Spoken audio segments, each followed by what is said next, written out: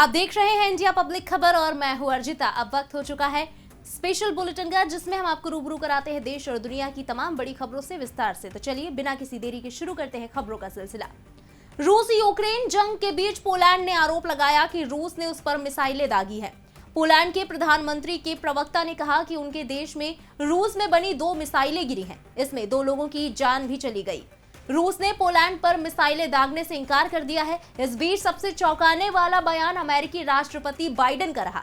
उन्होंने कहा कि पोलैंड में रूस की मिसाइलें गिरना संभव नहीं लगता। अब तक रूस को चेतावनी देते रहे बाइडेन ने कहा कि प्राइमरी इन्वेस्टिगेशन में सामने आया है कि ये मिसाइलें यूक्रेनी सैनिकों की जवाबी कार्रवाई के बाद पोलैंड में गिरी हैं। There were scores and scores of missile attacks into western Ukraine. We support Ukraine fully in this moment, and we have since the start of this conflict. We're going to continue to do whatever it takes to give them the capacity to defend themselves. वहीं भारत को Indonesia के शहर बाली में G20 समूह की अध्यक्षता मेजबान देश की ओर से सौंप दी गई है और वो अगले 1 साल तक समूह का अध्यक्ष रहेगा। 2 दिवसीय सम्मेलन का आज बुधवार को समापन हो गया। रूस और यूक्रेन के बीच जारी जंग के बीच बाली में आयोजित शिखर सम्मेलन के बाद जारी घोषणा पत्र में प्रधानमंत्री नरेंद्र मोदी के उस बयान को भी प्रमुखता से जगह दी गई, जिसमें उन्होंने कहा था कि यह युद्ध का युग नहीं है। बता दें कि इंडोनेशिया के राष्ट्रपति जोको विडोडो ने प्रधानमंत्री नरेंद्र मोदी को G20 की अध्यक्षता सौंपी। भारत 1 दिसंबर से औपचारिक रूप से G20 की अध्यक्षता संभालेगा। गुजरात चुनाव का रण काफी रोचक होता जा रहा है। आम आदमी पार्टी के सूरत पूर्व से उम्मीदवार कंचन जरीवाला ने बुधवार को अपना नामांकन वापस ले लिया है। इससे पहले आपने भाजपा पर जरीवाला को अगवा करने और जबरन नामांकन वापसी का दबाव बनाने का आरोप लगाया था। आप नेता मनीष सिसोदिया ने आरोप लगाया कि भाजपा ने सूरत पूर्व से हमारे उम्मीदवार कंचन जरीवाला को अगवा कर लिया था। उन्हें आखिरी बार कल RO ऑफिस में देखा गया था। सिसोदिया ने कहा कि भाजपा आप उम्मीदवार का नामांकन खारिज करवाने की कोशिश कर रही है। जो कुछ हो रहा है वो चुनाव आयोग पर सवाल खड़े करता है। उन्होंने कहा कि मैंने चुनाव आयुक्त से मिलने का समय मांगा है। उधर दिल्ली में हुए श्रद्धा मर्डर केस से सनसनी फैल गई है। अब इस मामले में राजनीतिक प्रतिक्रियाएं भी सामने आने लगी हैं। विपक्ष और सत्ता पक्ष के कई नेता कड़ी से कड़ी सजा की मांग कर रहे हैं। इसी क्रम में आज उद्धव ठाकरे गुट के नेता संजय राउत ने भी इस मामले पर बड़ा बयान दिया है। श्रद्धा वालकर हत्या मामले में राउत ने कहा कि ऐसे लोगों को फांसी पर लटका देना चाहिए। श्रद्धा की जिस तरह से हत्या हुई है और जो हमें सबूत दिख रहे हैं, उस आधार पर ऐसे लोगों को खुले बाजार में फांसी पर लटकाना चाहिए ताकि आगे से कोई भी ऐसी विभत्स घटना को अंजाम ना दे सके। श्रद्धा की हत्या जो है, मैं देख रहा हूँ जिस प्रकार से हत्या हुई है और जिसने भी की है, कोई भी हो, उसके ऊपर ये जांच चलेगी। हाँ, कानून काम करेगा नहीं।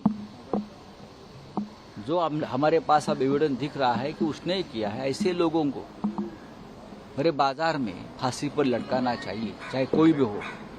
गुजरात विधानसभा चुनाव के लिए चुनाव प्रचार जोरों पर है। गुजरात के मुख्यमंत्री भूपेंद्र पटेल ने केंद्रीय गृह मंत्री अमित शाह की उपस्थिति में अहमदाबाद घाट लोढ़िया निर्वाचन क्षेत्र से अपना नामांकन दाखिल किया। इससे पहले केंद्रीय गृह मंत्री अमित शाह और गुजरात के मुख्यमंत्री भूपेंद्र पटेल ने अहमदाबाद के प्रभात चौक में रोड शो किया। बता दें कि गुजरात में 2 चरणों में विधानसभा के चुनाव कराने की घोषणा चुनाव आयोग ने की है। पहले चरण में 89 सीटों पर 1 दिसंबर, वहीं दूसरे चरण में 93 सीटों पर 5 दिसंबर को वोटिंग होगी। गुजरात चुनावों का परिणाम हिमाचल प्रदेश के परिणाम के साथ ही घोषित किए जाएंगे।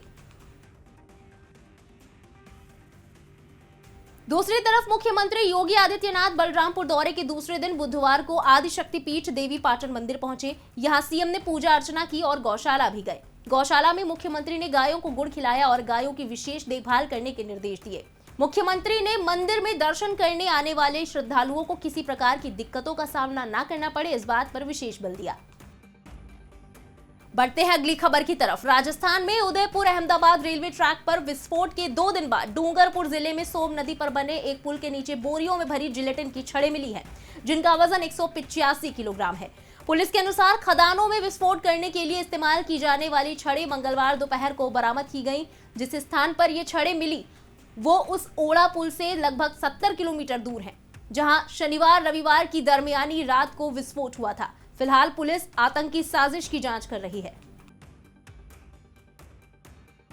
उत्तराखंड के मुख्यमंत्री पुष्कर सिंह धामी जमीन से जुड़े नेताओं के तौर पर जाने जाते हैं। इसी बीच सीएम धामी का एक वीडियो सामने आया है जिसमें वो पारंपरिक वेशभूषा में नृत्य मंडली के साथ ताल से ताल मिलाते नजर आए। सीएम धामी राज्य जनजातीय शोध संस्थान उत्तराखंड द्वारा आयोजित आदि गौरव महोत्सव कार्यक्रम में शामिल हुए थे। इसी दौरान उन्होंने कलाकारों के साथ डांस किया जो अब सुर्खियों में है।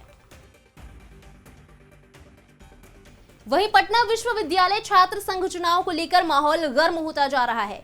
चुनाव में छात्र जनता दल यूनाइटेड के समर्थित अध्यक्ष पद उम्मीदवार आनंद मोहन पर जानलेवा हमला हुआ। इस हमले में एक गाड़ी भी क्षतिग्रस्त हो गई।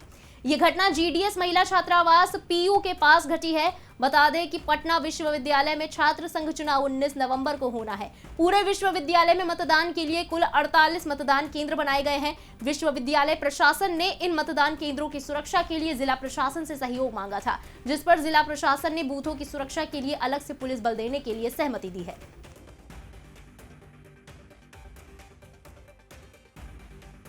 पहाड़ी राज्यों हिमाचल प्रदेश, उत्तराखंड और जम्मू कश्मीर में बीते कुछ दिनों से बर्फबारी हो रही है। इसका असर अब धीरे धीरे उत्तर भारत और मैदानी इलाकों में नजर आने लगा है। मौसम विभाग ने हिमाचल प्रदेश, उत्तराखंड और कश्मीर में हल्की बारिश और बर्फबारी का पूर्वानुमान जताया है। वहीं लद्दाख में बर्फबारी से पहाड़ बर्फ की सफेद चादर से ढक गए हैं। कई रास्तों में कई फीट तक बर्फ जमने से यातायात प्रभावित हो गया है। इसी के साथ स्पेशल बुलेटिन में बस इतना ही, लेकिन देश और दुनिया की बाकी खबरें भी बाकी है, इसलिए सब्सक्राइब करें इंडिया पब्लिक खबर के यूट्यूब चैनल को और बेल आइकन दबाना बिल्कुल ना भूलें।